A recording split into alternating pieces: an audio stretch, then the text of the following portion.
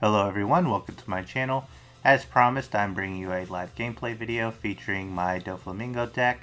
I did a deck profile on this, so if you missed that, I'll link it in the description below. So I'm on the right playing Doflamingo, and I'm facing off against one of the better players in my local community, Michael, who is playing Strawbeard. I go first, and I drop a 1-cost blocker law on my turn, and I pass.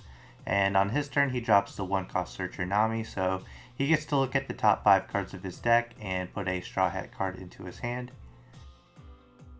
He decides to grab the 2k counter Usopp there and pass his turn. For those of you who don't know, Edward Newgate's leader ability is at the end of your turn you take a life card and add it to your hand. He does start off with 6 life though, and he does have 6k power. It's one of the strongest decks in the format right now. It's just really consistent and has a lot of power. On my turn on curve, I drop the 3-cost blocker Doffy, so I get to look at the top 5 cards of my deck and put them at the top or the bottom in any order. And it looks like I put them on the top here, and I pass turn. So not able to swing into his leader because he does have that 6k power.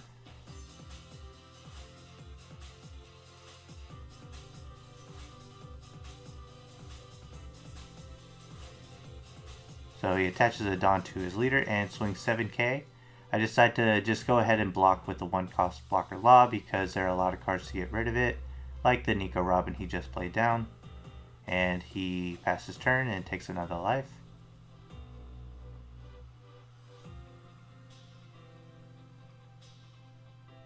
So because I manipulated the top 5 cards of my deck last turn, I should be able to play a card with Doflamingo's ability onto the board. Doflamingo's ability, Dawn times 2 when attacking. You may rest 1 Dawn and look at the top card of your deck. If it is a 4-cost or less 7 Warlords of the Sea type character card, I get to put it into play rested. So really strong ability. I'm just deciding how big I want to swing here. And I decided to go 7k into lead. And I put down the biggest body that I can off the ability, a 4-cost 6k power Gecko Moria. He just counters 2k with the Usopp that he grabbed earlier, and I pass turn. I leave 2 Dawn up to threaten the Love Beam play. The new Gecko Moria from Paramount War is just really good for Doflamingo because we didn't have a 4-cost 6k power to work with in set 1, and it's good in this matchup in particular because it swings even into lead. He swings 7k with his lead into my life. And I actually take this one.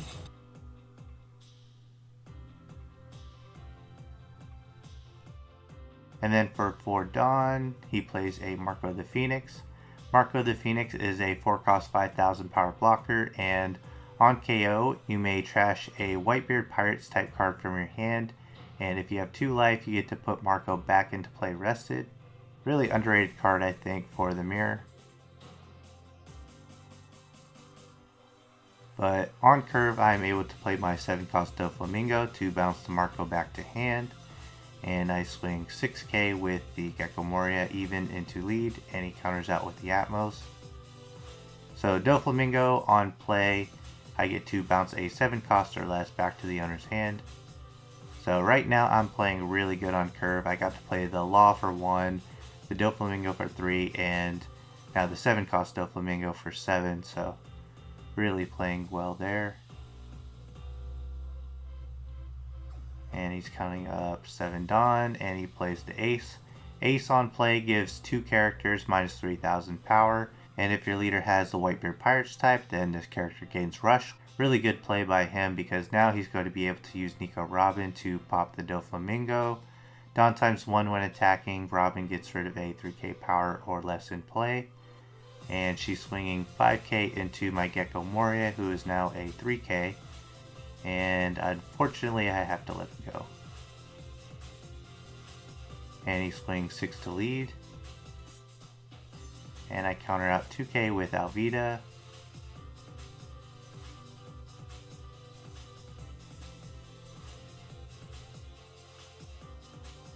And he attacks with Ace since he gained Rush.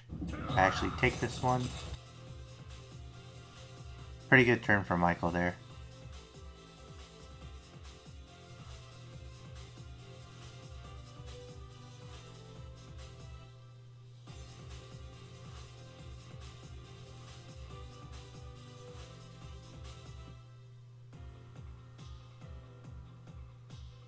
I start off by swinging 5k into his Nico Robin, and he decides to let it go.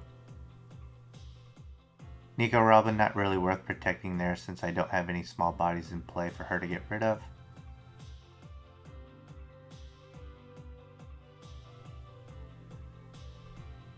And I'm deciding what I want to attack here. And I just go 7k to lead. So trying to force out a 2k counter from his hand here.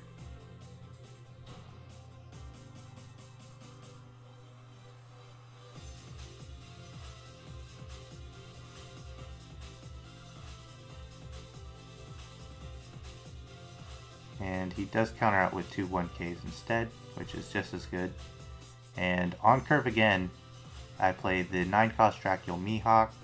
On play, he gets to put a 7-cost or less to the bottom of the owner's deck, so I'm able to bot deck that ace. A really great turn there for me. Now I have two big bodies on board, and we'll see what he wants to do. It looks like he's going for the Edward Newgate play. So on play, the 9-cost Edward Newgate gives your leader plus 2,000 power until the start of your next turn. And you also cannot take life from your own effects during your turn, so that's really good for him to be able to stop that timer that he's on. And he attacks 8k into my lead, and I counter out with a 2k counter Dracula Mihawk and two 1ks. So right now I'm just trying to keep my life up because I don't want him to be in a position where he can just ignore my board and go after my life for game.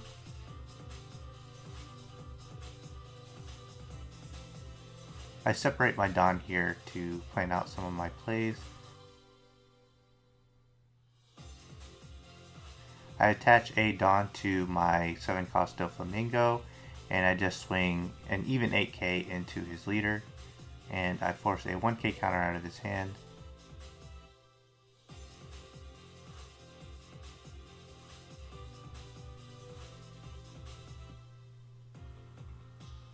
So I think I had a play in mind here, but I'm pretty sure I'm just going to load up on my 9-cost Mihawk here.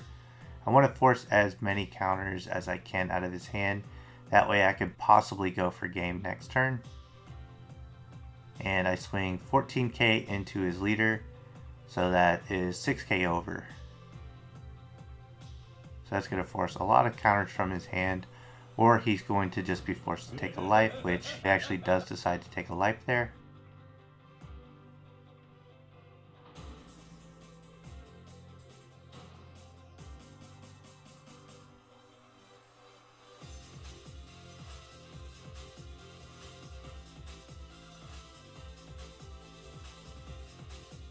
And it looks like he grabs 7 Dawn here, so we're going to be seeing another ace come down, and he's going to give both of my characters minus 3,000 power. He's trying to clear my board here for sure, because that's going to make it difficult for me to go for game the next turn. But I did leave up 4 Dawns, so we'll see if I'm able to protect my characters here. He attacks 10k into Mihawk, who's now 6k. And I play down my Love Beam, which gives him plus 4,000 power, and if I have 3 or less cards in my hand, then I get to draw a card. So I get to draw there, and I finish the counter play by just using a 1k counter in Gecko Moria. And now he goes 8k into my Mihawk, so 2k over.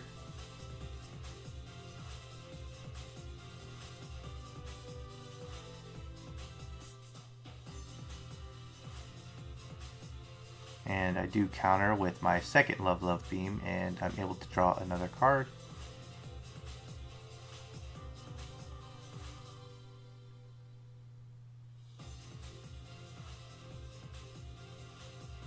And he just decides to swing, an even 6k into my Mihawk, so that should be easy for me to counter out of.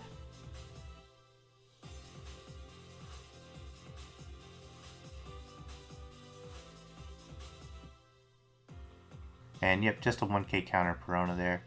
And he does go down to 0 life, so I will be able to go for game on my turn.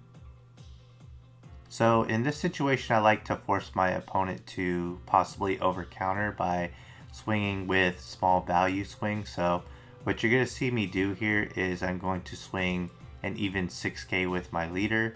That way, if he doesn't have a 1k counter in hand, but he uses a 2k counter, then he overcountered there and I gain value. But that's not the case here. He does have a 1k counter, and now I'm swinging 8k, so that's 2 over.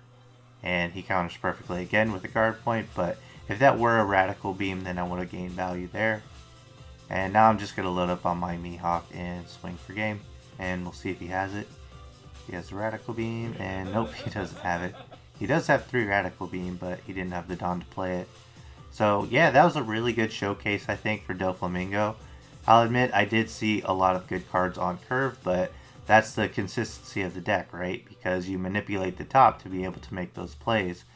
And I'll say, you know, him playing Strawbeard, he saw a lot of the cards that you typically want to see for that deck as well. So with Doflamingo being able to win with 3 life still up, I think that's definitely a good display and shows that Doflamingo actually has a pretty good matchup here. But yeah, there were a lot of key moments in that match, but I would definitely say keeping the 4 Don up to be able to protect my 9 cost Mihawk even after the -3 from his ace was pretty huge there. And you know, I was able to play both Love Beams and draw cards off of them. So Love Beam is just one of the best cards for blue for sure. But yeah, hopefully you guys enjoyed that match. Give this video a like if you did, and consider subscribing for more One Piece card game content, and I'll see you on the next one.